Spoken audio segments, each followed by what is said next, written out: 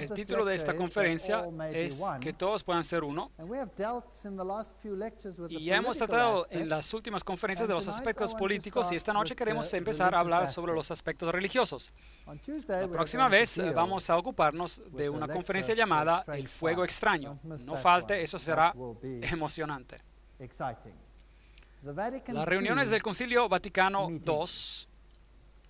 Aquí el Papa está siendo cargado al lugar de la reunión y en aquella reunión fue decidido que las iglesias protestantes podían permanecer en sus propias confesiones y obtener la salvación, pero con la condición que acepten y reconozcan la supremacía del obispo de Roma. Ahora, después del Vaticano II, fue Karl Rahner, el jesuita. Es extraño cómo los encontramos a menudo. Yo sé que estoy repitiendo esto con frecuencia, pero es un hecho. Él fue a quien comisionaron para llevar este mensaje al mundo. Es decir, que cada uno podría permanecer en su confesión con tal que reconozcan la supremacía del obispo de Roma. Ya hemos tratado sobre esto, pero voy a entrar un poco más en detalle ahora. Paul Knitter, quien tenía una posición en la Universidad de Xavier en Cincinnati, donde él es profesor de teología, y él estudió debajo de Karl Rahner, y él escribió este libro escribió Ningún Otro Nombre. Y en este libro, Ningún Otro Nombre, él escribe ciertas cosas interesantes. Aquí es un comentario al respecto. Es interesante ver que tienen en el libro este símbolo del pequeño hombre humanista que representa el humanismo. Él escribe, el autor hace frente al enigma de lo que el comprometido creyente cristiano hace teológicamente frente a la evidencia cada vez mayor encontrada por especialistas y por experiencias personales de que hay otras maneras religiosas, aparte de la manera cristiana, de conducir una vida humana, plena y auténtica. ¿Usted está comenzando a ver algo? ¿Puede una persona ser salva? Definición. Es decir, vivir una vida verdaderamente humana por otro nombre que no sea el de Jesucristo. Un momento. Déjeme repetir eso. Ser salvo significa vivir una vida verdaderamente humana. ¿Es esa una teología correcta? Ese es un profesor de teología y este libro se prescribe virtualmente en todos los seminarios de la teología en el mundo entero. La respuesta de Knitter es que uno puede ser salvo por otro nombre, y entonces él procede a mostrar cómo esta afirmación se puede comprobar teológicamente con pleno apoyo cristiano. Esta es teología creativa de primera clase. Esta es la única frase con la cual estoy de acuerdo. Esta es teología creativa, pero definitivamente no es teología bíblica. Bien, en el segundo concilio ecuménico, si la Biblia no va a ser la norma, tendremos que sustituirla por algo más. Y esto fue decidido en el documento en la página 515 de los documentos ecuménicos que fueron escritos con el Concilio del Vaticano II, la unidad de todos los cristianos se puede finalmente restaurar y salir adelante porque todas las gentes son llamadas para ser un pueblo unido nuevo, confesando a un Jesús Salvador y Señor, profesando una fe y celebrando un ministerio de la Eucaristía. Hay varios problemas aquí con este texto, en particular con respecto al ministerio de la Eucaristía. Todos los cristianos deben de ser de una sola mente ecuménica. Documentos del Vaticano II, página 515. El Catecismo Católico nos dirá que el Vaticano II no cambió las doctrinas. Los cambios fueron solo en apariencia. Este es el actual catecismo de la Iglesia Católica, artículo 810. La única Iglesia de Cristo que nuestro Salvador, después de su resurrección, le confió al cuidado pastoral de Pedro, comisionándolo a él y a los otros apóstoles de ampliarla y gobernarla. Esta Iglesia constituida y organizada como sociedad en el mundo actual subsiste en la Iglesia Católica. El decreto ecuménico del Concilio del Vaticano II explica por qué es a través de la Iglesia Católica de Cristo solamente, la cual es la ayuda universal para la salvación, que la plenitud de los medios de la salvación pueden ser obtenidos. No ha habido cambio en la doctrina. Solo los protestantes creen que ha habido un cambio de la doctrina. Las heridas hacia la unidad, artículo 817. Donde hay pecados, también hay divisiones, cismas, herejías. Así que si hubo una división, entonces eso fue pecado. Entonces, ¿quién es el pecador? El que se separó. Hacia la unidad. Cristo concedió la unidad en su iglesia desde el principio. Y esto es algo que la iglesia nunca puede perder. Artículo 820. No ha cambiado. Todavía gobierna. Él controla la iglesia a través de su pontífice supremo. Y los obispos, todos tendrán que reconocer esto. Esta es la razón por la cual el sacerdote J. Cornell dice: el objeto final del ecumenismo, así como los católicos lo conciben, es unidad en la fe, la adoración y el reconocimiento de la autoridad espiritual suprema del obispo de Roma. Esta es la conclusión. La alianza de la iglesia con religiones no cristianas, todas las naciones forman una sola comunidad. Ellos quieren las mismas relaciones con los musulmanes y con todas las demás religiones. Asegurémonos de que esto es verdad. Este era el catecismo, no puede estar equivocado. Leemos de la fuente titulada Respuestas a preguntas adicionales de Bonaventure Hinwood, OFM, el Vaticano II. Enseña en varios lugares que la Iglesia Católica, y solamente ella, es la iglesia fundada por Jesucristo. No ha habido cambio en la documentación del Vaticano II. Entonces, el 5 de septiembre de 2000, el Vaticano dejó esto bien claro. Las iglesias examinaron las declaraciones del Vaticano en un documento de 36 páginas, diciendo en las declaraciones que otras comunidades de los cristianos, tales como los anglicanos y otros protestantes, no son iglesias en el sentido propiamente dicho. El canon David Oliver, ministro de St. Thomas, iglesias anglicanas, respondió diciendo: oh, bueno, está bien. Las otras iglesias no son hermanas nuestras, insiste el Vaticano.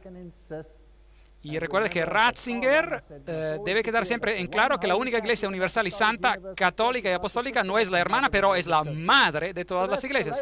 Esta es la declaración más reciente, la declaración definitiva de las fuentes más altas del Vaticano. El Vaticano II no cambió nada. Estos son algunos de los comentarios de las otras iglesias, las iglesias que han quedado asombradas por el ataque del Papa. Las iglesias protestantes expresan su decepción, etcétera, etcétera, pero nada cambió. Ellas aún se mantuvieron en el movimiento ecuménico. El periódico Washington Post dice: una nueva sentencia del Vaticano publicada hoy declara que los individuos pueden lograr la salvación completa del pecado terrenal solamente por medio de la gracia espiritual de la Iglesia Católica. Ahí está. Y que otras profesiones de fe, incluyendo las cristianas protestantes, tienen defectos que colocan a sus seguidores que buscan la salvación en una situación de grave deficiencia. Y esto incluye a los musulmanes, hindúes, judíos y cada uno. Ellos tienen que aceptar el catolicismo como su líder. Esto es lo que enseña el Vaticano. Ahora, ¿cómo usted puede hacer esto si la Biblia tan claramente condena al catolicismo? Bien, el Vaticano II y el domingo, otra vez leamos los documentos del Vaticano II. Todo esfuerzo que busca hacer del domingo, el día genuino de alegría y de descanso y ausencia de trabajo, se debe de animar. Debemos de celebrar el misterio pascual, debe de ser el día de la celebración primordial. Debe haber libertad para no trabajar. No tendría precedencia sobre el domingo, todas las celebraciones son importantes. Entonces dice que la manifestación suprema de esto es la asamblea del domingo. Así otra vez, el Vaticano II reiteró que el domingo es el día que debía ser guardado. Y lo llaman el Día del Señor. Y en el catecismo, en el artículo 2174, admiten que todos nosotros nos reunimos en el día del sol porque es el primer día de la semana después del sábado judío. Pero no existe tal cosa como un sábado judío. El sábado fue instituido en el Edén mucho antes de que existiera un judío. Ahora, el domingo, en la Pascua de Cristo, día que satisface la verdad espiritual del sábado judío y anuncia el descanso eterno del hombre en Dios. Y esta creencia origina de la tradición. Todo esto se encuentra en su catecismo y yo no voy a entrar en los detalles. Ahora, si usted no va a poner a la Biblia como el centro, entonces será mejor que usted les dé algo más a la gente. Celebraciones musicales, eso está en la página 83, documentos del Vaticano, para que los fieles puedan participar de manera más activa y con más voluntad. Está bien que el formato de la celebración y el grado de participación sea más variado, lo más variado posible. La liturgia. Ahora, la liturgia es todo lo que sucede en la iglesia excepto el sermón. La liturgia aumenta maravillosamente el poder de la iglesia de predicar a Cristo. Ahora, pongamos más énfasis en la liturgia y menos énfasis ¿en qué? En la predicación. E incluso ellos lo llaman en algunos documentos la liturgia santa. Un emblema que se levanta entre las naciones para reunir a los hijos que están perdidos hasta que haya un solo rebaño y un solo pastor. Y por supuesto, este tiene que ser el Papa. ¿Cómo vamos a hacer esto? Esto es de la documentación del Vaticano II. El documento del Vaticano II, segundo, dice: en todas las devociones populares los salmos serán especialmente útiles, y también las obras de música sagrada obtenidas tanto de la vieja como de la más reciente herencia de la música sagrada, canciones religiosas populares, órgano y otros instrumentos característicos de un grupo de personas en particular. La participación en la celebración debe de ser interna, pero debe ser también externa. La participación externa con gestos y movimientos corporales, por aclamación, con respuestas y canto. En otras palabras, el Vaticano II dice: avivemos el servicio y empecemos a movernos y tengamos algunos movimientos corporales, agitemos los brazos. Usted sabe, bueno, entonces después no será tan importante si usted tiene su Biblia. Y en verdad es difícil sujetar a su Biblia si sus brazos se están agitando por todas partes como giran las ruedas de una carroza. ¿Cómo deben de ser las canciones? Veamos otra vez en el Catecismo, artículo 1157. La canción y la música cumplen su función como señales en una manera aún más importante. Está bien, no hay nada malo con el canto debe de ser hermoso y para la gloria de Dios. Pero ellos dicen que la música debe ser emocional. Otra cita del Catecismo del Vaticano dice: como lloré, movida profundamente por sus himnos, las canciones y las voces que resonaban a través de su iglesia, ¡qué emoción experimenté! Esos sonidos fluyeron de mis oídos y distilando la verdad en mi corazón. Un sentimiento de devoción surgió dentro de mí y lágrimas corrieron por mi rostro, lágrimas que me sentaron bien. Así que más lágrimas posibles y más emociones es lo mejor. Desconecte su mente y conecta algo diferente. Y así que el papado empezó a usar grupos de música rock, y el Papa empezó a cantar la música de ABBA, y todo este tipo de cosas empezaron a entrar en las iglesias, que antes eran desconocidas. Esta es una pequeña banda de rock personal del Papa que va a veces con él cuando él viaja. En estos días han avanzado hacia los grupos con rock más metal, y todos los de este tipo. Y por el 1967, el cuerpo docente y los estudiantes de la Universidad Católica de Duquesne empezaron a ser carismáticos. Para el 1968, el Consejo Mundial de Iglesias tenía a católicos como observadores. Para el 1975, ellos eran observadores en Nairobi. En 1975, en una reunión masiva, tuvo lugar en Roma, y el Papa Pablo VI empezó a hablar en lenguas.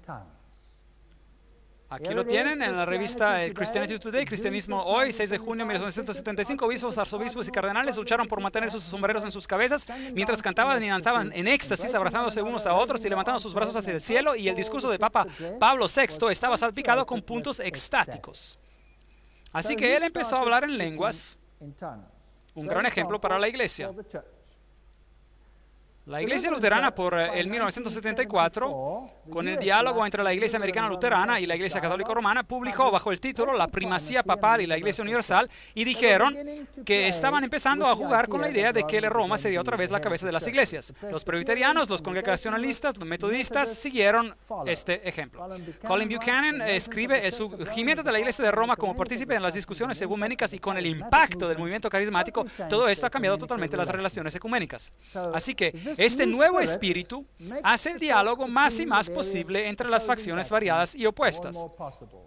Por el 1975 había un catecismo común donde las directivas morales y el decálogo eran cuestionados, donde alegan que muchos pasajes en el Nuevo Testamento no son de Jesús, pero se le atribuyeron a él, que son cosas que el Jesús histórico nunca dijo. La resurrección física es un problema lleno de dificultades, etcétera, etcétera. Empezaron a cuestionar la Biblia. En 1977 se formó una comisión conjunta entre católicos romanos y anglicanos y publicaron la siguiente declaración. Parece apropiado que en cualquier futura unión la primacía universal, como ha sido descrita, debería ser mantenida por la sede papal de Roma. Así que la Iglesia anglicana dijo, bien, el Papa será la cabeza. Por el 1989, el arzobispo anglicano de Canterbury, el venerado Robert Runcie, fue a Roma e instó a los cristianos a que consideraran la primacía del Papa. Mejor juntos. Allí están. Y luego vino el famoso documento que ellos firmaron. Están las firmas del Papa y de Runcie. Aquí están firmando la declaración de Canterbury y el Papa es ahora la cabeza de estas iglesias. Y aquí tenemos algunas bellas señales masónicas. Sí, van a estar juntos. Y la reina, bueno, ella y su séquito visitan al Papa y dicen, bien, y ¿qué dijo el príncipe Carlos? Que ya no quiero ser más el protector de la fe, quiero ser solamente el protector de fe. Así que el protestantismo ya se va y por supuesto que surgen muchas marchas en las calles del Reino Unido. El próximo arzobispo de Canterbury es Carey. Y Carey es extraordinario debido a su renovación carismática y por hablar en lenguas. Así que la Iglesia anglicana es la primera en retornar a Roma. Ahora, esta es la famosa catedral de St. Paul en Londres. Allí está, ven un autobús de Londres. Yo mismo tomé esta fotografía y esta es una imagen sorprendente. ¿Qué ve usted? ¿A qué se le parece?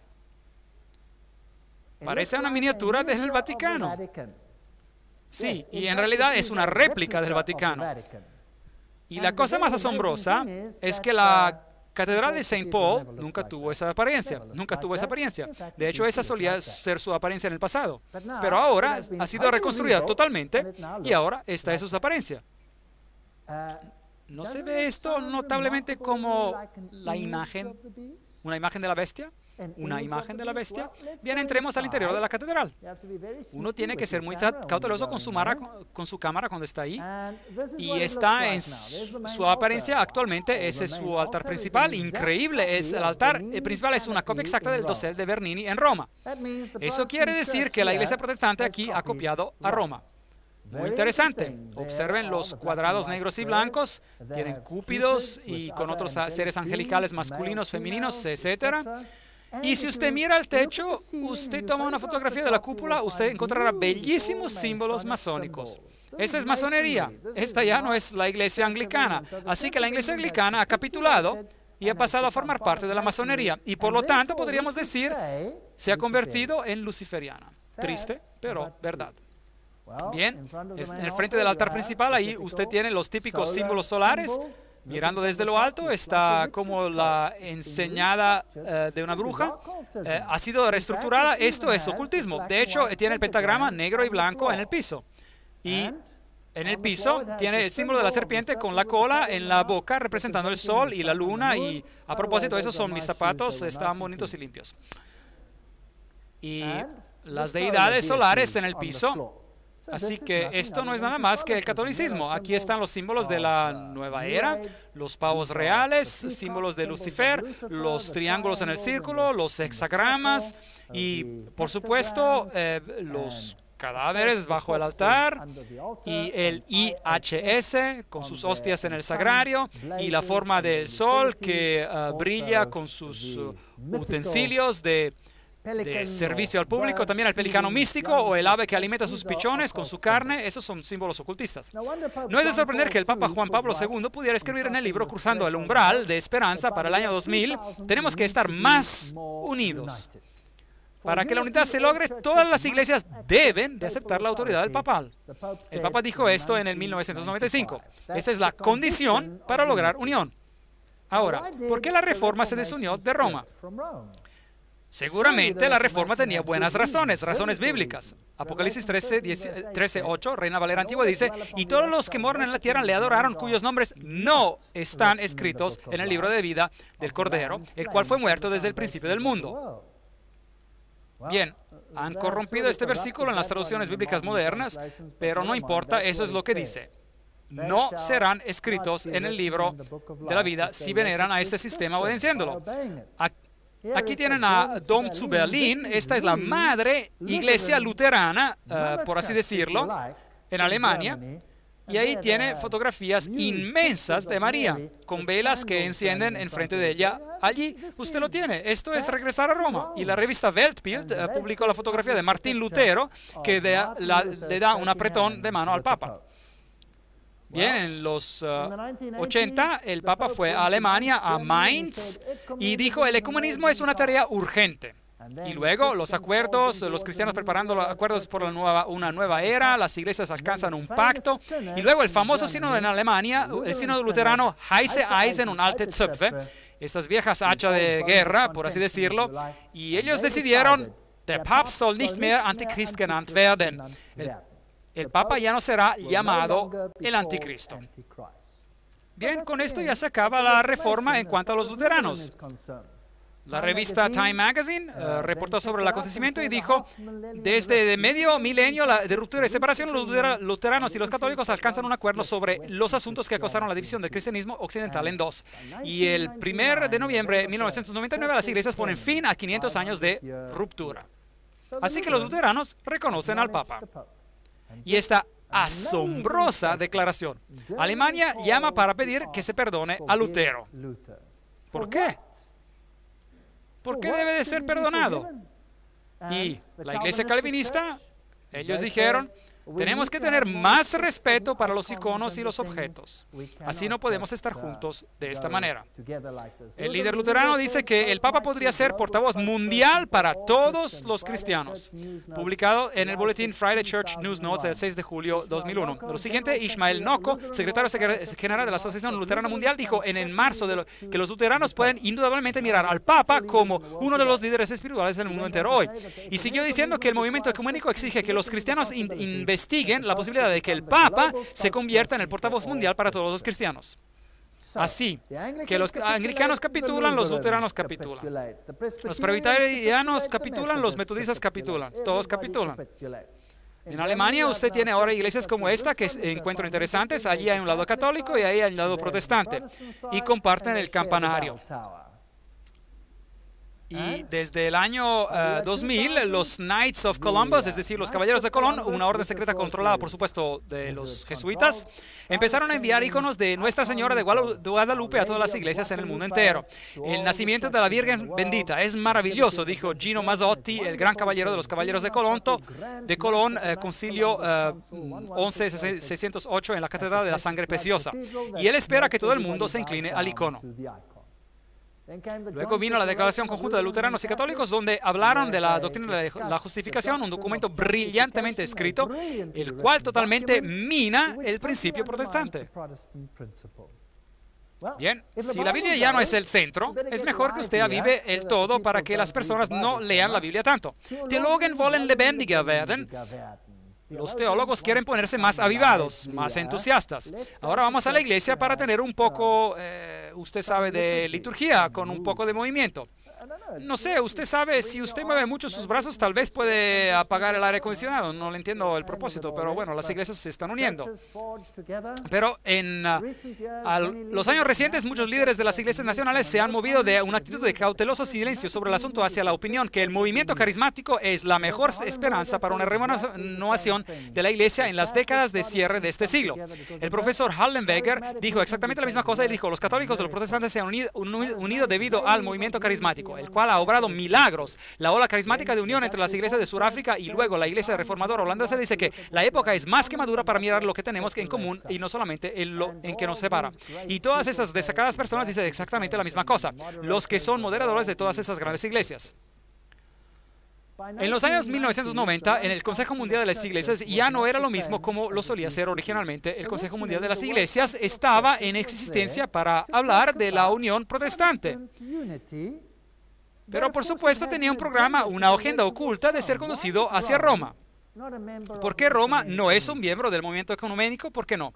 Porque nunca se separó. Es la madre.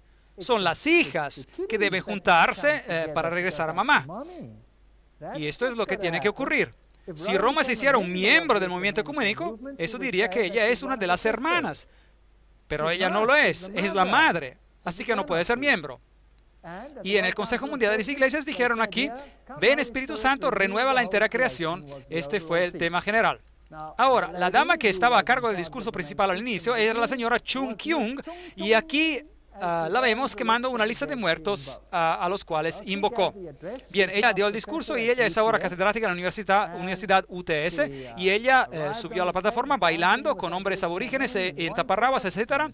Y entonces luego invocó a los muertos. Invocó a Hagar, Uría, a los bebés varones matados por Herodes, a Juana de Arco, a la gente que mataron en las cámaras de gas, a Mahatma Gandhi, a Steve Biko, a Martin Luther King, y finalmente también invocó al Espíritu de nuestro Libertador Jesucristo. Muy bien. Y entonces luego quemó la lista como a un símbolo. Ahora miremos lo que sucedió aquí. Combinando fuegos de artificios verbales con una interpretación por bailarines coreanos originarios, Chung dio una evocación dramática de un Espíritu Santo femenino y lo relacionó con Agar, explotada y abandonada por Abraham y Sara. También sé que ya no creo más en un Dios omnipotente, macho y guerrero que rescata a los buenos y que castiga a todos los malos. 18 veces Chung convocó a los espíritus de los muertos que han sufrido las injusticias y alegó que sin escuchar los gritos de esos espíritus no podemos escuchar la voz del Espíritu Santo. No moleste al Espíritu Santo llamándola constantemente. Chung añadió, y espero que la presencia aquí con nosotros de todos nuestros antepasados en forma de espíritus no lo harán sentir incómodo. Bueno, ¿es esto bíblico? ¿Sí o no? Definitivamente no. Pero ella es pastor de la iglesia protestante más grande en Corea. Y es ahora también catedrática en la Universidad de UTS.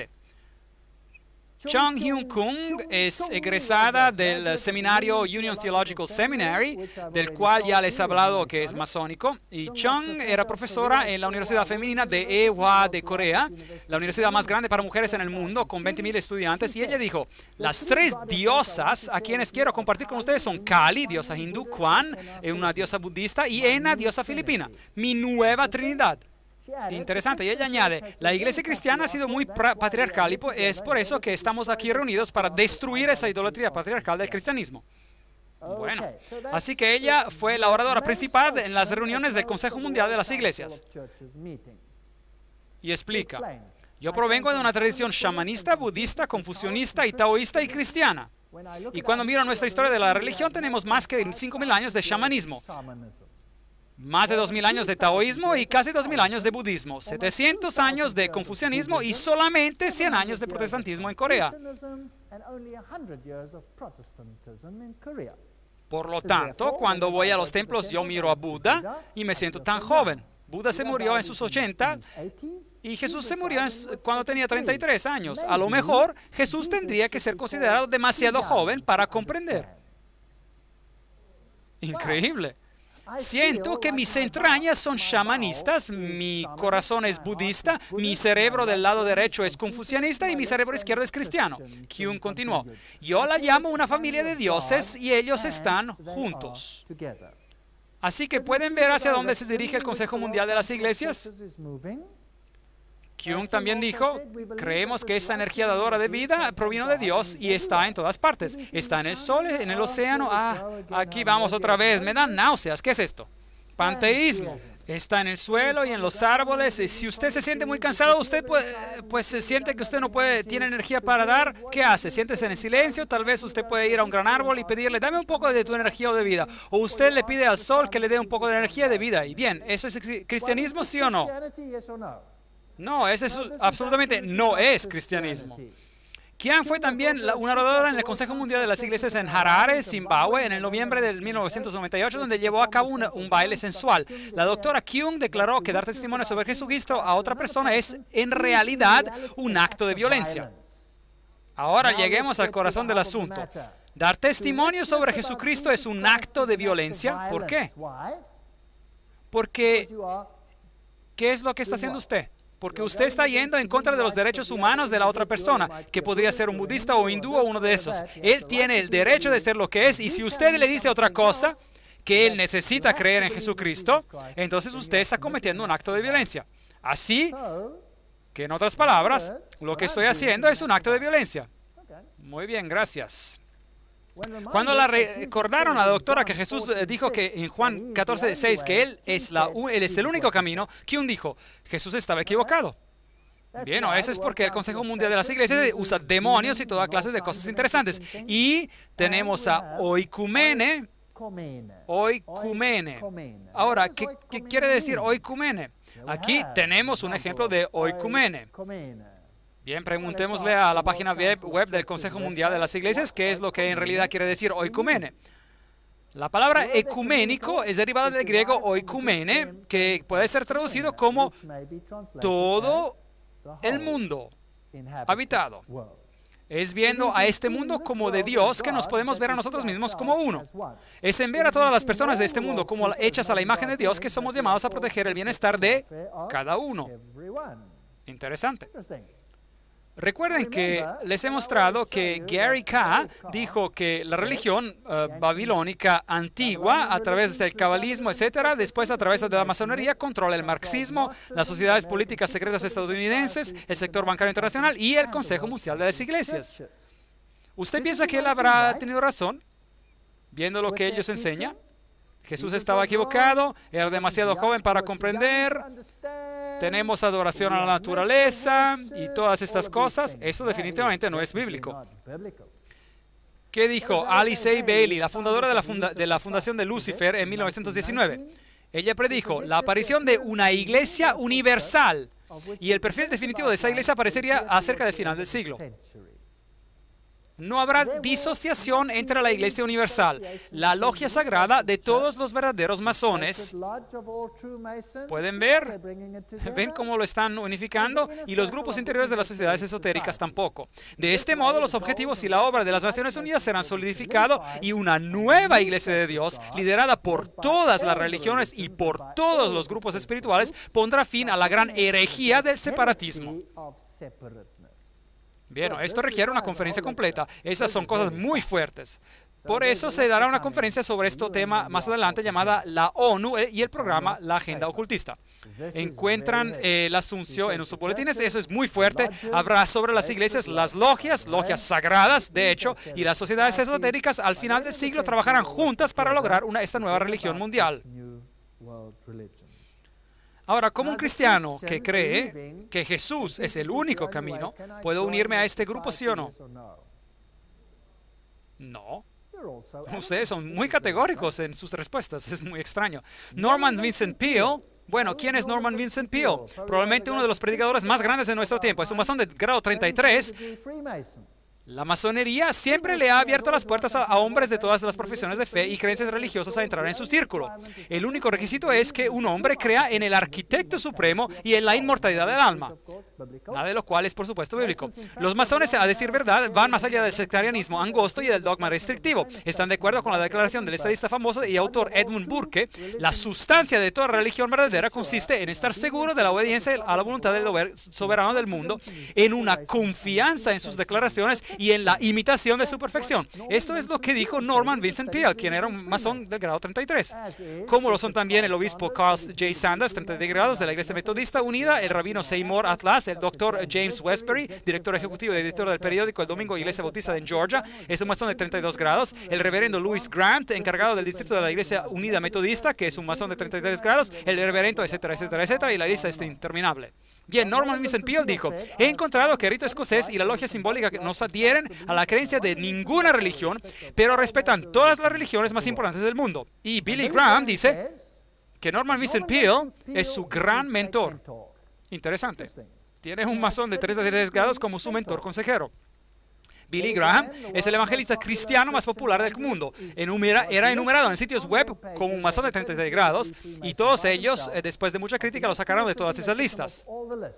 El mismo señor Shaw, que era un masón de 33 grados, reveló que Billy Graham estaba presente a su ceremonia de iniciación, pero en su libro, La Decepción, él habla de un evangelista prominente que presenció la ceremonia para que pudiera publicar su libro. Omite el nombre. Norman Vincent Peale es definitivamente un fracaso de 33 grados, ex gran capellán de la Gran Logia de Nueva York, y este es la persona que Billy Graham se refiere como a su mentor. Robert Schuller, masón de 33 grados, esos son los sitios de la página web donde usted puede verificar esto, los ve ahí abajo. Pero, por supuesto, hay muchos escritos que confirman esto, así que esta no es la única fuente, solo estoy citando esta de las fuentes. Oral Roberts, Jesse Jackson y la mayoría de los primeros fundadores mormones, ya sabemos esto, y de los testigos de Jehová, y ya sabemos de esto también. Peale, démosle un vistazo a Norman Vincent Peale. Él recomendó los mensajes de médiums espiritistas llamados Las Cartas de Jesús, escritos por Jane Palzere y Anna Brown. Así que él aprobó estas cartas escritas por canalizadoras médiums. Las asombrosas cartas sagradas fueron escritas una cada día por un periodo de 2 años, que comenzaron en una mañana de 1978. Ella dijo que las cartas fueron dictadas por un espíritu no viviente que se identificó a través de su pluma como Jesucristo. Aquí está la fuente de la cita. La respuesta de Peale, él agrega, poco importa si esos escritos vinieron de Jesús o de Nazaret o de Jesús de Jane, ellos son todos de la misma conciencia y esa conciencia es Dios. Yo soy parte de Dios y Jane y Ana son parte de ese mismo Dios. Bueno, eso es lo que Norman Vincent Peale enseñó. Y este es el mentor de Billy Graham. Interesante. Refiriéndose al ocultista Kreskin, todo lo que él hace, dice Norman Vincent Peale, es dramatizar todo lo que yo he estado predicando en mis escritos por años. Otro libro, Los muertos están vivos. Ellos pueden y de hecho se comunican con usted. También este libro fue promovido por Peale y él dijo efusivamente, son una obra maestra. Espero que sea extensamente leída. Está bien, este es el mentor de Billy Graham. Simplemente acuérdense de eso. El autor del libro es Harold Sherman, un psíquico y medium espiritista y que también escribió un libro acompañado titulado Usted vive después de la muerte. ¿Es ese el lenguaje de la serpiente, el lenguaje del diablo o es el lenguaje de Dios? ¿Cuál es? Es el lenguaje de la serpiente. El Papa Juan Pablo II visitó la sinagoga judía en 1986 y en el 87 en la visita de los Estados Unidos y tiene encuentros con protestantes y ortodoxos, y en el 88-89 Rusia abre las puertas al movimiento carismático y por lo tanto todos se están unificando en una familia grande y feliz. En los escritos del periódico católico The Southern Cross, La Cruz del Sur, él escribió, el rabino principal de Israel le hace la visita al Papa. En esa foto, el patriarca de la Iglesia Ortodoxa y el Papa también se encuentran con bastantes señales masónicas que se ven. Israel invita al Papa a visitar la Tierra Santa y el Papa honra a la viuda de Schindler. Ese es el rabino Robert Jacobs. Escuchamos aquí lo que él tiene que decir sobre este asunto. Y en el 1965 el Concilio del Vaticano II cambió eso. Jacobs dice que el Concilio del Vaticano II marcó una vuelta histórica para las relaciones entre judíos y católicos. Y dice que Juan Pablo II ha hecho cosas extraordinarias para mostrar respeto por el judaísmo. Él fue el primer papa en visitar una sinagoga. Ningún papa en la historia de Roma jamás había hecho lo que él hizo. Le ha dado a todos los judíos un sentimiento de que por primera vez en la historia de la iglesia cristiana, el judaísmo es apreciado como teniendo su propia integridad y no es menospreciado. Yo pienso que es un privilegio tremendo conocer este Papa extraordinario. Y luego cuando el Papa visitó a St. Louis, esto es lo que el rabino Jacobs dijo. Nos regocijamos y florecemos. Nosotros floreceremos con abundantes flores y nos regocijaremos con canción gozosa. Eso es interesante. Bien, aquí está Alexei, el patriarca ruso, y él es también un ecuménico dedicado, y allí está él con el cardenal Cassidy, y ellos tienen mucha más libertad, y a propósito, esa es una fotografía significativa donde Oikomene, el Papa y el Patriarca están juntos, Y tenemos así un reavivamiento de la ortodoxia oriental. El ocultismo ha revivido, las religiones asiáticas han sido reavivadas, el islam, el budismo, el hinduismo, el shintoísmo, el soka gakkai y el espiritismo. En el mundo entero hay un reavivamiento de la religión y fervor religioso, y el conflicto está aumentando. ¿Ustedes han notado eso? Sí. Ahora, ¿por qué? Porque a través del caos y del conflicto se podrá lograr la unificación. Haga que el dolor de la separación sea mayor al dolor de la unión. Tesis, antítesis, síntesis. Es la filosofía hegeliana. Las grandes expectativas, el patriarca de Constantinopla dice, nos uniremos a las iglesias. Entonces, la inauguración del Centro Cultural Islámico en Roma, con 3 obispos católicos presentes, el Papa Juan Pablo II lo recibe. El Islam y el catolicismo los estudiamos durante una conferencia uniéndose. El problema es cómo unir al judaísmo y al Islam y al cristianismo. Estos son documentos de la Academia Católica de Trier. Noten lo que están usando aquí. ¿Cuál es el simbolismo que están usando con todas estas figuras extrañas sobre sus documentos? Lo mismo por aquí, pentagramas, todos los símbolos religiosos en un círculo, seminario papal. ¿Qué es esta estructura aquí?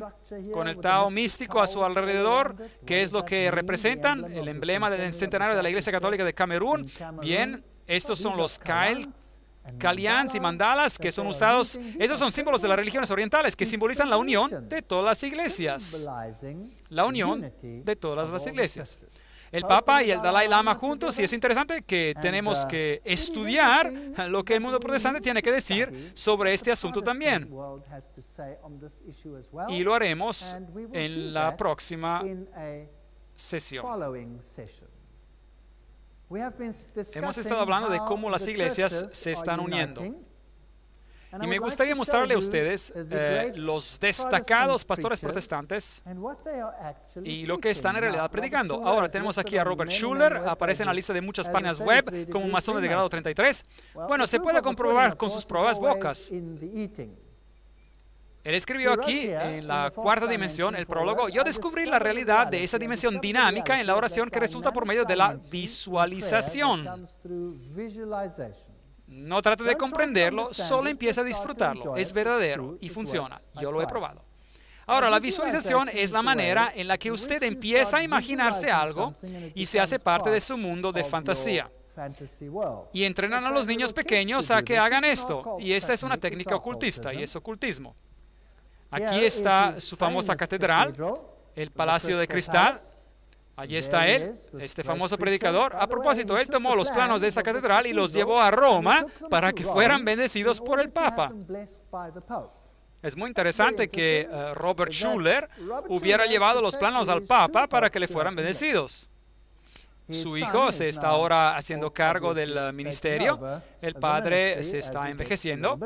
Robert Schuller cita el libro Autoestima, la nueva reforma, y él describe, la teología clásica se ha equivocado en su insistencia de que la teología ha de ser centrada en Dios y no centrada en el hombre. Eso es muy interesante. Él ha hablado de la misma manera que un verdadero framasón. ¿No estarían de acuerdo? Sí. Sobre la página 153 se le escribe, un papel clásico del púlpito en el protestantismo ha sido para predicar sermones, lo que implica adoctrinamiento más que educación. Dentro de esta forma de comunicación hay una inclinación inherente e intrínseca para intimidar, manipular y después ofender la cualidad más valorada del ser humano, su dignidad. Bien, eso suena como el Vaticano II. Enfaticemos la liturgia, tengamos todas estas cosas estupendas en vez de la predicación de la palabra. Él escribe en la página 14, el pecado es cualquier acto o pensamiento que me roba a mí o a otro ser humano de la autoestima. Esto es muy interesante porque yo pensaba que la Biblia enseñaba que el pecado es la transgresión de la ley. ¿No es correcto? Él escribe sobre esto en las páginas 26-27. Lo que necesitamos es una teología de la salvación que comienza y termina con un reconocimiento de anhelo de cada persona por gloria. Yo pensaba que la justificación es algo que pone el orgullo del hombre en el polvo. Es lo que he siempre creído. Hace aumentar a Jesucristo y me disminuye a mí. ¿No es esto lo que la Biblia enseña? Él debe crecer y yo debo menguar. Increíble. Página 68.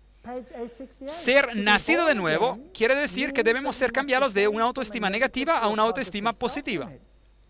De la inferioridad a la autoestima, del miedo al amor, de la duda a la confianza. Esta teología es muy interesante. En la página 75 dice que la cruz santifica el egocentrismo, porque la cruz protegió a la autoestima perfecta de nuestro Señor para que no se convirtiera en orgullo pecaminoso. Ahora, esta declaración es para mí blasfemia directa, página 135. Cristo es nuestro ideal porque su autoestima fue encarnada.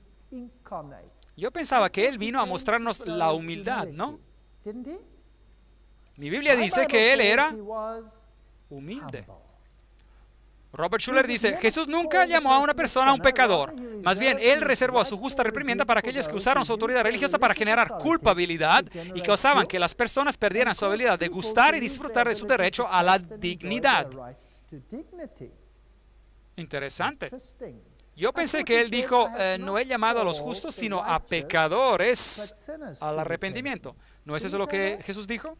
Así que este hombre está usando obviamente algún documento extraño. Ya no sé qué tipo de Biblia él usa. Él dice, el problema de la iglesia es que ha tenido por siglos una teología centrada en Dios, cuando lo que necesita es una teología centrada en el hombre. Nosotros no somos malos, estamos simplemente mal informados sobre lo bueno que somos. Robert Schuller. Esta es una declaración increíble. Sería un insulto a la integridad de cualquier ser humano de llamarlo un pecador. Pero yo pensaba que cuando viene el Espíritu Santo, Él nos convence de pecado, de justicia y de juicio. Jesús sabía su valor, su éxito alimentaba su autoestima. Él sufrió la cruz para santificar a su autoestima y cargó la cruz para santificar a tu autoestima. La cruz santificará el egocentrismo. ¿No es eso patético?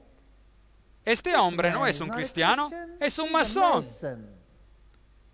Ahora, recuerde que cuando digo un masón, me refiero a un masón de alto grado, no a porque los simples grados más inferiores de masones no saben nada sobre todo esto. Masón de alto grado, dejémoslos en claro.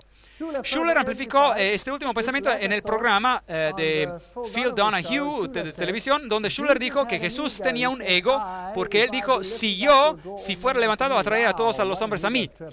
Oh, Jesús tenía un ego fantástico, dice. Eso es repugnante. Alguien le dirige la siguiente pregunta a Schuller en el show este. ¿Cómo puede ser que la cruz, según usted escribe, santifique el egocentrismo? Y vamos a ser orgullosos. ¿Tiene usted en cuenta los versos que dicen en la Biblia, yo aborrezco la soberbia, la arrogancia, Proverbios 8:13, antes del quebrantamiento está la soberbia, Proverbios 16:18, abominable es para Jehová todo altivo de corazón, Proverbios 16:5, no seáis altivos, Romanos 12:16, que el amor no es jactancioso y no se envanece, 1 Corintios 13:4, y de hecho Pablo advierte a Timoteo que en los últimos días los hombres serán amadores de sí mismo. 2 Timoteo 3:2. ¿Por qué deberíamos hacer algo para animar a las personas a hacerse amadores de sí mismo si Pablo de hecho advierte a otros que esa sería la característica de la impiedad en los últimos días? Y Schuller responde, yo espero que usted no predique esto, porque usted podría hacer mucho daño a muchas personas bellas. Si usted predica ese texto, vaya, yo espero verdaderamente que usted le da la misma interpretación que yo le doy, o de otro modo le aviso que usted apartará su feligresía y ellos estarán más que enojados con usted y van a dejar a sus Biblias y lo van a dejar a usted y van a aprender la música rock y a Madonna. Solo porque el texto está en la Biblia no quiere decir que usted deba predicarlo. Es tan difícil predicar algunos de esos textos y no ser visto como careciendo de humildad. ¿Se dan cuenta de cómo esas personas tuercen las cosas? Robert Schuller dice, lo que me distingue de los fundamentalistas es que ellos están tratando de convertir para que todos crean como ellos creen. Sabemos que las cosas en las que las comunidades de fe mayoritarias pueden coincidir y nosotros tratamos de concentrarnos en ellas, pero sin ofender a aquellos con puntos de vista diferentes. Esta es la cita en el periódico USA Today. Schuller dijo, cuando sabemos que hemos sido salvados y pues sabemos que somos parte de la familia de Dios, estamos listos para soñar con ese gran sueño divino de construir el reino de Dios en el mundo. Gracias. Esta cita viene de que se llama Espada y Trompeta. Ahora, el reino de Dios, yo pensé que no era de este mundo. ¿Usted también lo cree así? Robert Schuller dijo después de haber acabado su 1000º programa de televisión, cuando fue felicitado por la Madre Teresa, cuando ella todavía estaba viva. Billy Graham lo felicitó y S. Scott King, Martin Luther King, todos los presidentes en vida de los Estados Unidos de Norteamérica y también Sammy Davis Jr., que era un satanista. Lo felicitaron todos. Lo que necesitamos es hacer positivas las palabras que han tenido solamente una connotación negativa. No se puede hacer un mayor daño que referirse a la condición del hombre como una condición pecadora sin esperanza. Déjeme decirle algo. Si el ser humano no se da cuenta de que él está en una condición pecadora sin esperanza, entonces él nunca necesitará un Salvador y luego él va a ser perdido. Yo creo que nada ha sido hecho en el nombre de Cristo y bajo el estándar del cristianismo que ha demostrado ser más destructivo para la comunidad, para la personalidad humana y por lo tanto contraproducente a la obra de evangelización, a menudo cruda, ruda y anticristiana, y eso es la estrategia de intentar hacer a las personas conscientes de su condición sin esperanza y pecadora. Increíble, es repugnante. Bien, él va más allá que eso. Tengamos una mirada en lo que él realmente consiste. Los mantras más eficaces emplean el sonido de la M. Usted puede obtener la sensación de eso repitiendo las palabras yo soy muchas veces. La meditación trascendental o MT no es una religión ni es necesariamente anticristiana. Increíble. Usted puede repetir yo soy. ¿Qué opina sobre eso usted? Ahora está diciendo que soy Dios. De seguro que no querrá decir eso, señor Schuller, ¿o sí?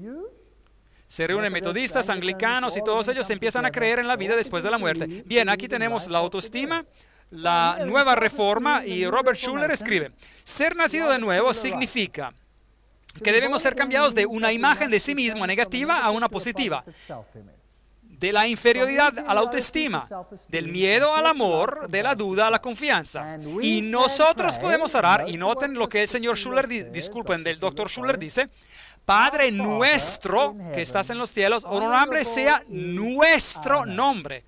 El énfasis está en el original. ¿Qué está diciendo Robert Schuller? Él está diciendo que es Dios.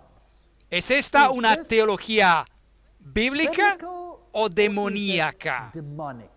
Usted me dirá. Usted elige. Es demoníaca. ¿Quién aprueba de su teología? ¿A quién le gusta su teología? Allí dice, Robert Schuller descubre sus posibilidades, pautas positivas e inspiradoras. ¿A quién lo respalda? El doctor Schuller tiene un ministerio asombroso, lo respalda el doctor Billy Graham. Dime con quién andas y te diré quién eres. ¿Quién es Billy Graham? Aquí lo tienen, uno de los pastores más grandes de nuestro tiempo. Cristiano en invierno, aquí está con el presidente Nixon. Y Nixon dijo, cuando usted entró en el ministerio, la política perdió a uno de sus profesionales potencialmente más grandes. Recuerden que Nixon tenía a un jesuita como autor de sus discursos. ¿Usted recuerda eso? Le mostré las citas. Y, ¿saben? Si todos lo aman en el mundo entero, bien, se pone un poco asustadizo. Aquí él está en los jardines de Madison Square. Aquí él está en el Capitolio de los Estados Unidos durante la presentación de la medalla de oro del Congreso que recibió con el vicepresidente de los Estados Unidos, Al Gore, allí presente. Él recibió el doctorado honorífico de la Universidad Católica Romana de Belmont. Él dijo que el evangelio que fundó esta universidad es el mismo evangelio que yo predico hoy. Un momento, Billy Graham, yo creía que usted era un protestante. ¿Por qué usted está enseñando el catolicismo? Y dígame, por favor, porque en todas sus campañas usted tiene un equipo de 800 monjas católicas y sacerdotes jesuitas y todo tipo de personas de esa clase. ¿Y por qué después de sus campañas usted dirige a los que respondieron a su llamado hacia los sacerdotes católicos para ser incorporados en el catolicismo? ¿Por qué usted hace eso si usted es un protestante? Los servicios noticieros religiosos presentaron un informe el 13 de enero de 1981. El Papa Juan Pablo II se reunió a puerta cerrada durante casi 2 horas con el reverendo Billy Graham, el más conocido evangelista protestante en el mundo. El servicio de noticias religiosas, allí está con él. El Papa es casi un evangelista y aquí está él vestido de negro y el Papa vestido de blanco, hablando juntos. Y fue a través de la intervención de Billy Graham que el expresidente Ronald Reagan puso a un embajador para el Vaticano en contra de la Constitución de los Estados Unidos. Él ha conectado agentes entre la Casa Blanca y Roma, y Graham escribió, esas son sus propias palabras, hablando a nombre propio: Reagan fue el primer presidente estadounidense en nombrar a un embajador en pleno para el Vaticano. Antes de que él hiciera este nombramiento, me pidió mi punto de vista. Le dije que pensaba que probablemente sería una buena cosa, a pesar de los varios problemas potenciales con respecto a la separación de la Iglesia y del Estado, y escribí una extensa carta confidencial destacando mis razones. Entre otras cosas, le dije que no pensaba que necesariamente violaba la separación de la Iglesia y del Estado, y no importa cuáles sean las razones. El señor Reagan procedió con el plan. Después mi carta fue filtrada a la prensa y causó un poco de consternación entre mis amigos bautistas. Sí, por supuesto causaría una consternación. Pero a sus amigos bautistas puede ser que no sepan lo que él es, porque está también encubierto en el mundo. Si usted quiere leer más sobre él, lea en inglés el libro Billy Graham y sus amigos, Billy Graham and His Friends, de Cassie Burns. La revista de las posibilidades de Robert Schuller de 1986 tenía una foto de Templeton sobre la portada. El artículo principal cita a Templeton diciendo: nada existe excepto Dios. Eso es panteísmo. Y que el Espíritu de Cristo viene en todo ser humano, ya sea que la persona lo sepa o no. Eso es universalismo. Templeton. Ahora, ¿quién recibió el premio de Templeton? Por supuesto, Billy Graham.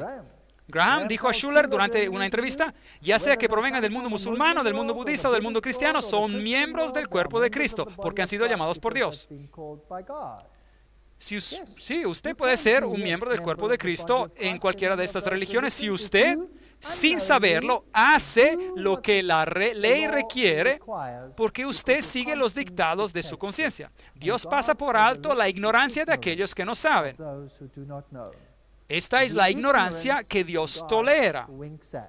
Pero si usted conoce la ley y usted no la obedece, usted morirá. Y si usted no conoce la ley y usted como quiera viola la ley, usted también morirá. Y eso eternamente. Así que los evangélicos y los católicos eventualmente unen sus fuerzas, y el Papa Juan Pablo II es aclamado como la superestrella del mundo, y el Papa merece el título de primer ciudadano del mundo, dice 1979 la revista Newsweek. Después del 11 de septiembre, el ecumenismo recibió un impulso tremendo. Todas las religiones empezaron a juntarse, los musulmanes y los protestantes y los católicos, todos ellos estaban orando juntos. La muerte del protestantismo prevista. En 1997, la Iglesia Episcopal con su obispo tuvo lo siguiente que decir. Es el obispo Adler. La palabra del Señor nos dijo que lo que estamos presenciando es el final de una era en que Dios está restaurando su templo y que habrá un sacerdocio, un episcopado que tendría una sucesión apostólica. Y esta es la principal diferencia entre el protestantismo y el catolicismo. Ahora, esta es la iglesia, esta iglesia, que es básicamente la iglesia ancha o la iglesia alta anglicana en los Estados Unidos. El obispo Adler dijo que después del sermón se puso de pie para dar una palabra profética, pero se cayó en el piso y lloró durante 45 minutos. Luego él dijo: todos sentimos lo que Dios nos estaba diciendo. Estamos presenciando el final del protestantismo. Y luego dice: la iglesia de Dios es católica. Y declaró: era católica en un principio y será católica al final. ¿Ustedes se pueden dar cuenta de cómo el mundo se está uniendo? Las iglesias están de acuerdo en que el Papa tiene la autoridad general. ¿No es esto interesante? El Papa escribió esto y dijo en su libro, Travesía el umbral de la esperanza, que para el año 2000 nosotros necesitaremos estar más unidos. Esto lo escribió en el junio del 1999. Ellos escribieron: el Papa fue reconocido por todos como la autoridad general en el mundo cristiano.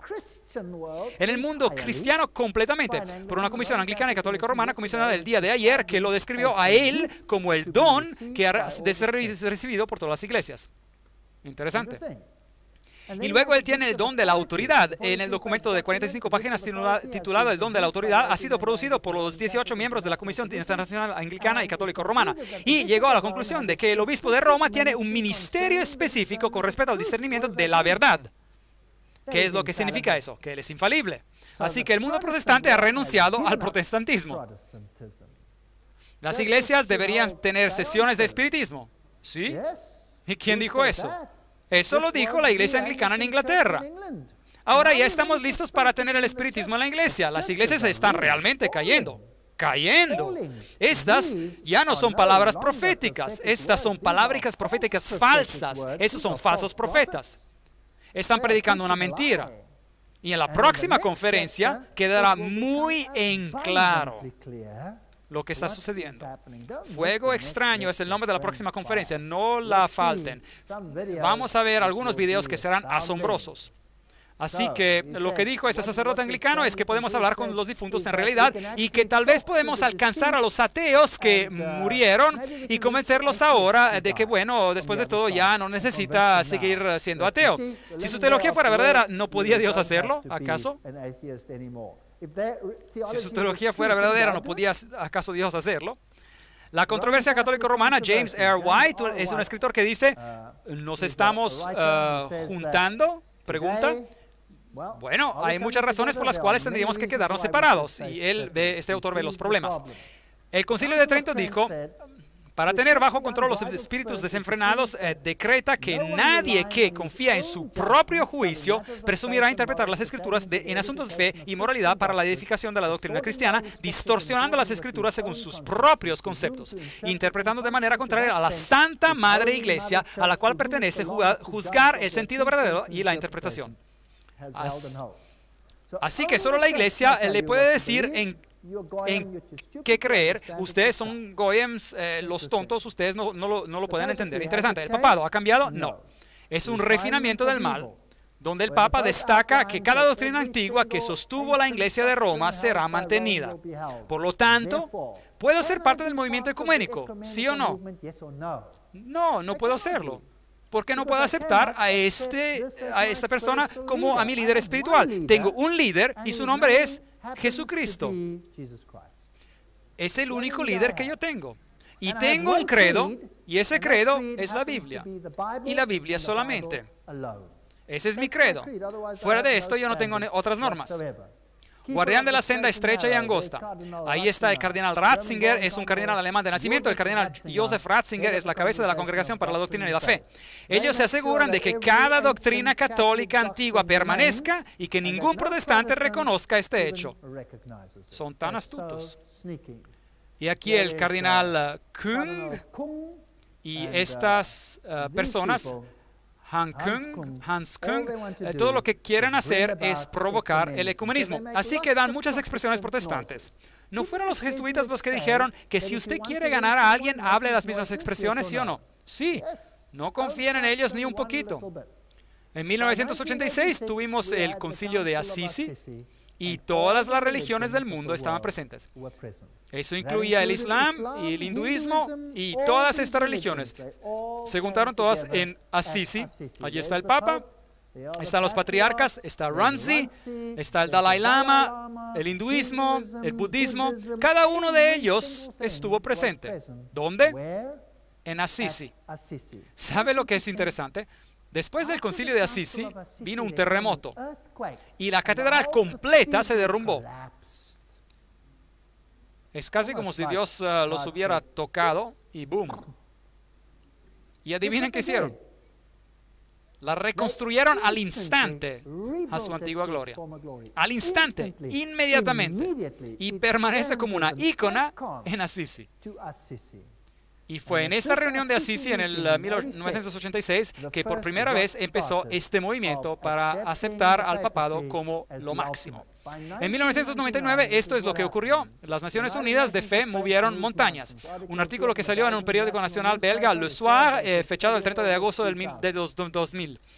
Un ensayo general está teniendo lugar al más alto nivel en un foro donde el gran ser, el gran arquitecto, que es lenguaje masónico, o el relojero del universo, si es que él existe del todo, ellos son despectivos. Esto es de reconocer lo suyo. A la vez, cuando las Naciones Unidas están a punto de celebrar la cumbre del milenio, con la presencia de los jefes del Estado del mundo entero, los jefes religiosos de todo el mundo se han estado reuniendo en Nueva York.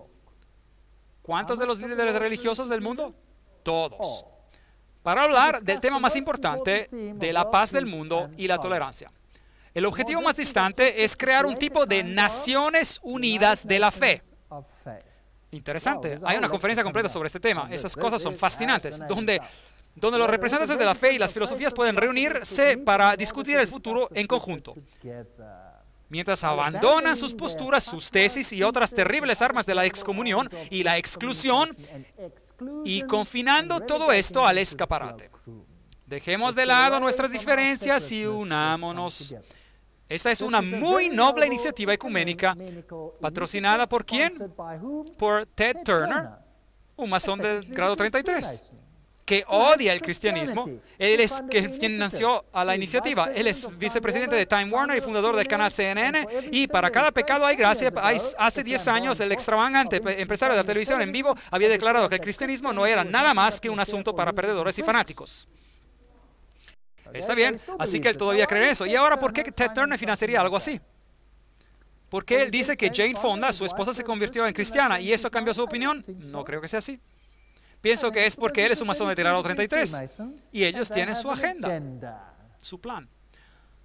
Bien, más de 2.000 representantes de las religiones más o menos conocidas, de las que son más practicadas por todo el mundo, de las cuales son casi un asunto de confidencia solamente conocido en los corredores de la ONU o en el conocido y atractivo Hotel Astoria, que será usado para las siguientes reuniones de trabajo.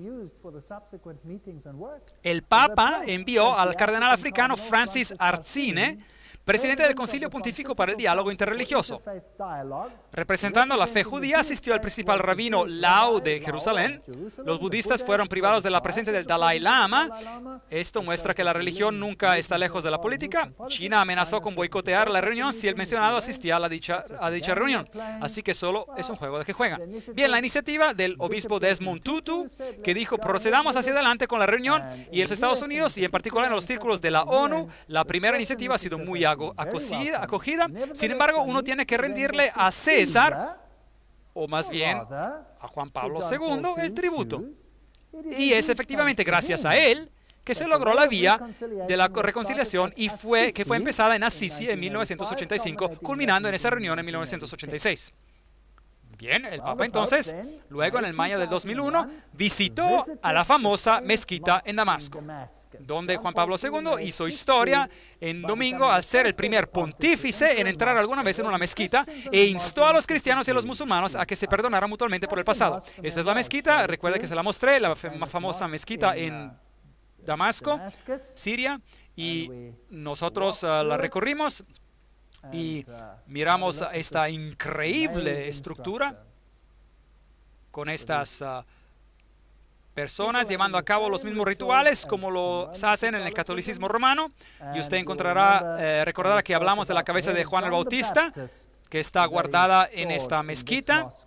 Así que es significativo de que el Papa fuera a esa mezquita en especial para pedir y buscar la reconciliación. Aunque la reconciliación es solo una palabra para los goyim, para los de afuera del círculo interior, en el círculo interior, ellos han estado siempre reconciliados. Y ya sabemos que luego de esto el Papa besó el Corán. Así que la iniciativa de unir a todas las religiones, ese es el símbolo de las religiones bailando juntas, un símbolo del judaísmo, el budismo y el cristianismo y el hinduismo juntos, y todos ellos juntándose en una gran familia feliz.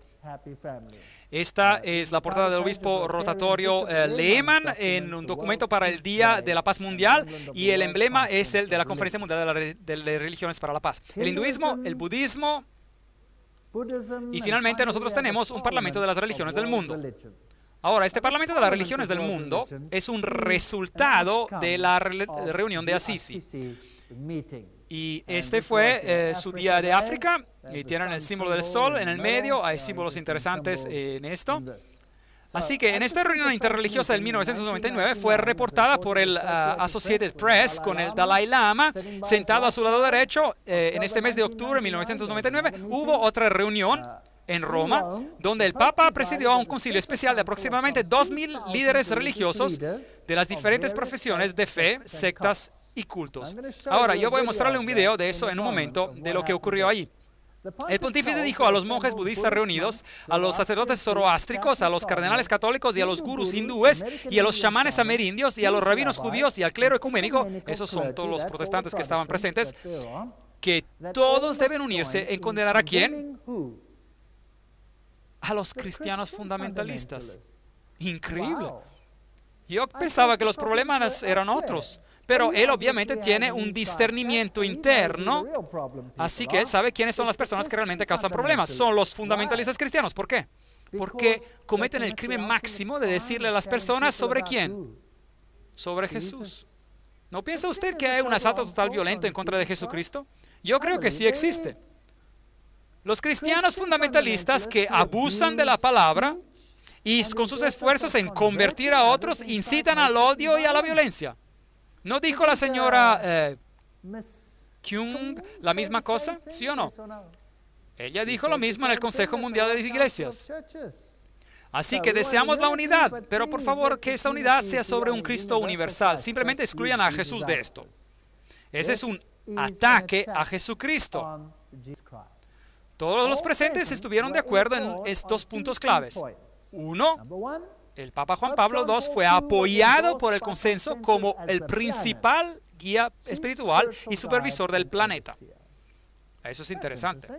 Y número dos, los fundamentalistas religiosos que se niegan a cooperar con el movimiento ecuménico mundial, eso incluiría a mí, por ejemplo, tienen que ser silenciados. Así que, ¿quién sabe cuántas veces todavía podrá usted escuchar ese mensaje? Deben ser denunciados como extremistas peligrosos, llenos de odio. Esta es la razón por la que tenemos las leyes sobre el odio. Se supone que usted no ha de predicar este mensaje. Se supone que usted no ha de predicar que Jesucristo es Señor. Entonces usted es un extremista peligroso lleno de odio. Bien, yo he pensado que es mejor que lo predique antes de que ya no se pueda predicar más.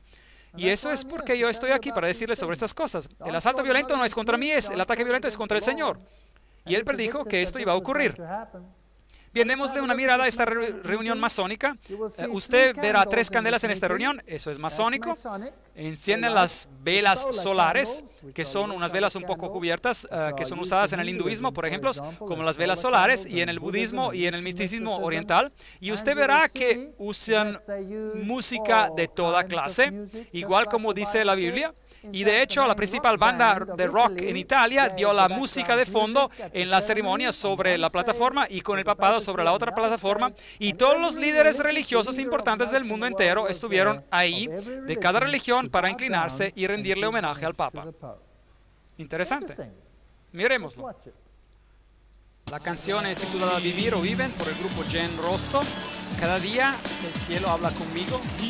Me dice que hay alguien arriba. Padre de todos nosotros.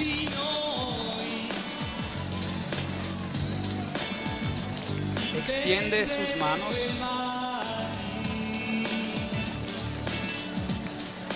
para abrazar a gente de cada edad, de todas las tribus, pueblos de cada civilización, almas de un mundo que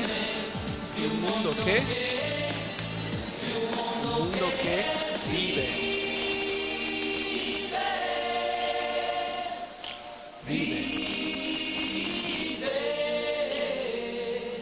Dios que está cerca de cada ser humano.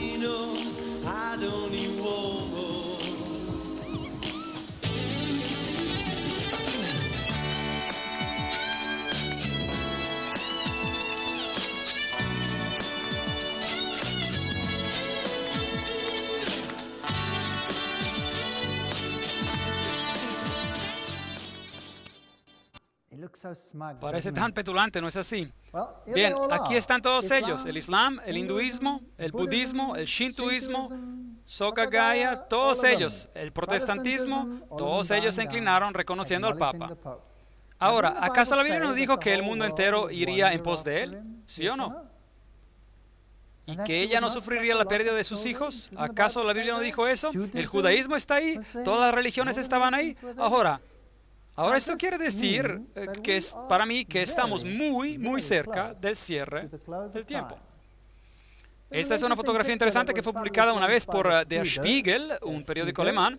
Y aquí usted tiene una estatua de César mostrando un dedo. Esta es en realidad una cosa masónica, pero igual allí lo está haciendo. Entonces luego usted tiene a Mussolini sobre el otro lado también con su dedo. Y entonces luego tienen a Roma aquí, en el medio, de Papst, die Kirche, die Sünde, de lado a lado, el Papa, la Iglesia del Pecado, y ellos tienen al Papa ahí, con el vestuario completo de adoración al sol, y luego tienen a la prostituta. Es casi como si ellos supieran algo, ¿verdad? Esta prostituta, nos dice la Biblia, es la mujer que monta a la bestia, la gran prostituta que está sobre las naciones, y todos los reyes del mundo le dan su poder a la bestia. Hemos visto que los poderes dirigentes del mundo entero provienen de muy pocas familias actualmente, familias muy ocultistas. Y la mujer que has visto es la gran ciudad que reina sobre los reyes de la tierra. Apocalipsis 17, 18. Y oí otra voz del cielo que decía: salid de ella, pueblo mía, para que no seáis partícipes de sus pecados ni recibáis parte de sus plagas. Apocalipsis 18, 4. ¿Qué piensa usted que han planeado para aquellos que albergan un espíritu separatista?